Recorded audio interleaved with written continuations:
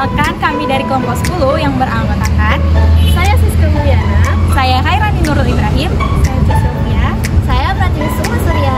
Pada kesempatan kali ini, kami akan mempresentasikan hasil metabolisme dari vitamin B1 atau tiamin.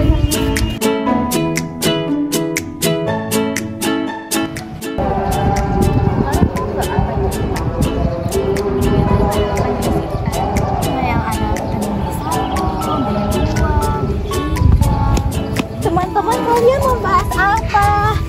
Kami lagi bahas vitamin B. Vitamin B? Apa itu vitamin B? Mau tahu ya? Mau. Ya udah, ayo kita nonton videonya.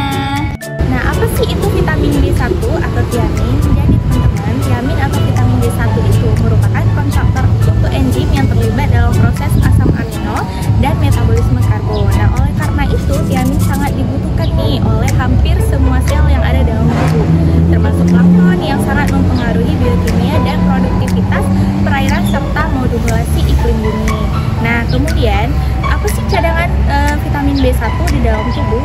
Nah, teman-teman, sebanyak kurang lebih 30 mg tiamin telah diabsorpsi dan akan mengalami fosforilasi yang disimpan sebagai tiamin pirofosfat atau TPP. Nah, tiamin pirofosfat atau TPP ini merupakan bentuk koenzim nih, teman-teman, di dalam tubuh. Bentuk koenzim dari vitamin B1. Nah, dalam tubuh manusia itu terdapat 30 sampai 70 mg tiamin, kemudian 80%-nya dalam bentuk TPP.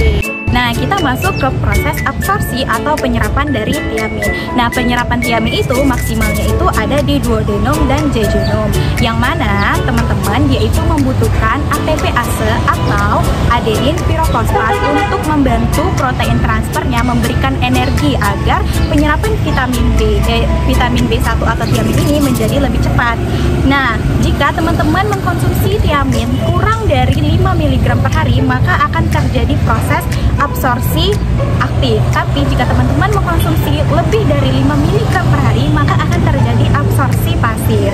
Lalu setelah dia terserap dan masuk ke dalam sel, akan terjadi fosforilasi atau pengaktifan dari tiamin tersebut. Karena tiamin yang kita makan itu dalam bentuk yang inaktif, jadi dia setelah masuk ke dalam sel akan difosforilasi atau diaktifkan dan dirubah menjadi TPP atau bentuk aktif dari tiamin, yang mana bentuknya itu sebagai koenzim. Lalu dialirkan ke jantung, otak, hati, dan jaringan otot. Nah, proses absorpsi ini akan terganggu jika teman-teman sering mengkonsumsi alkohol, karena alkohol akan menghambat proses penyerapan dari tiamin atau vitamin B1. Kemudian kita masuk ke transport vitamin B1. Gimana sih transportnya? Nah, sistem transport vitamin larut lemak berbeda nih dengan vitamin larut air. Jadi ada satu. Nah, gimana sih perbedaannya? Setelah vitamin diserap oleh usus halus, tiamin langsung masuk ke sirkulasi darah. Dia disebar di seluruh tubuh dibantu oleh media pengampur yaitu lipoprotein dan protein non-spesifik. Transporter tiamin yang digunakan dalam tubuh adalah PHTR1 dan PHTR2. Ada fungsi dari vitamin B1. Ada beberapa nih. Pertama itu ada meningkatkan aktivitas makrofag alveolar pada bakteri Mycobacterium tuberculosis, di mana tiamin membatasi kelangsungan hidup Mycobacterium tuberculosis di dalam makrofag dengan memicu aktivitas makrofag alveolar melalui sekresi. Nah, nanti hal ini akan meningkatkan efek dari antimikrobakteria. Kemudian kedua itu fungsinya ada metabolisme karbohidrat, di mana tiamin pirofosfat atau TPP merupakan bentuk dari tiamin yang memiliki peranan dalam dekarboksilasi oksidatif asam alfa keton. Tiamin mengikati fosfat atau ATP yang merangsang tiamin mengikat fosfat ATP yang merangsang perubahan glukosnya menjadi glikogen. Yang ketiga yaitu ada metabolisme energi.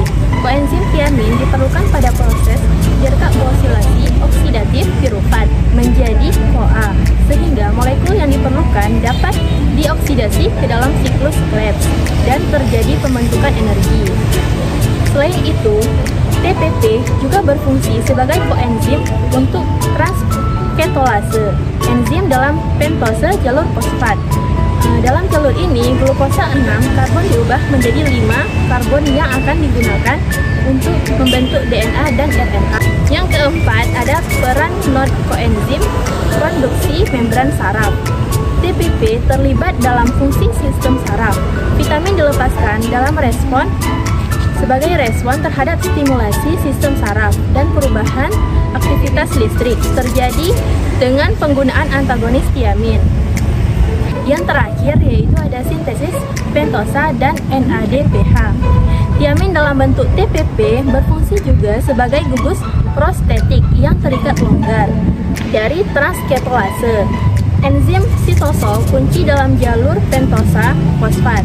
Jalur pentosa fosfat penting untuk pembentukan pentosa yang berguna dalam sintesis asam nukleat dan NADPH.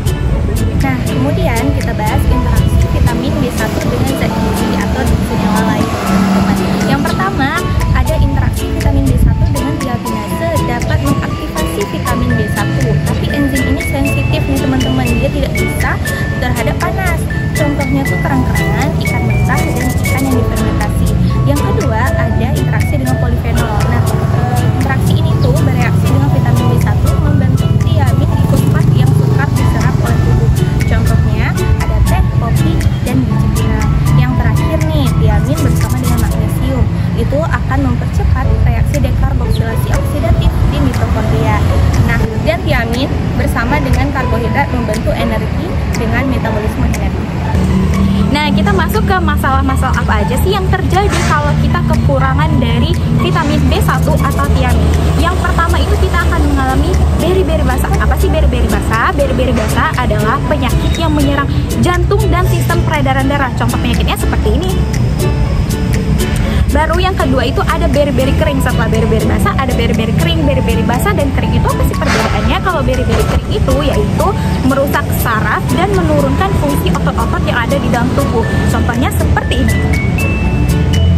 Baru setelah itu ada beri-beri genetik, yang mana ini itu sudah bawaan dari lahir, di mana kondisi tubuh kita itu tidak dapat menyerap dari vitamin B1 atau tiamin. Nah, sebenarnya sama bentuknya beri-berinya, tapi ini dia tuh memang bawaan dari lahir. Contohnya seperti ini. Baru ada sindrom Wernicke-Korsakoff, yang mana ini tuh beri-beri akut yang udah parah banget. Kenapa? Karena ini tuh kondisi kita kekurangan vitamin B1 yang udah akut dan parah banget teman-teman. Jadi contohnya itu seperti itu. Nah, jadi gitu loh penjelasannya tentang vitamin B. Gimana? Gitu, adik paham-paham. Dan presentasi dari kelompok kami ucapkan wabillahi taufiq wal hidayah. Wassalamualaikum warahmatullahi wabarakatuh.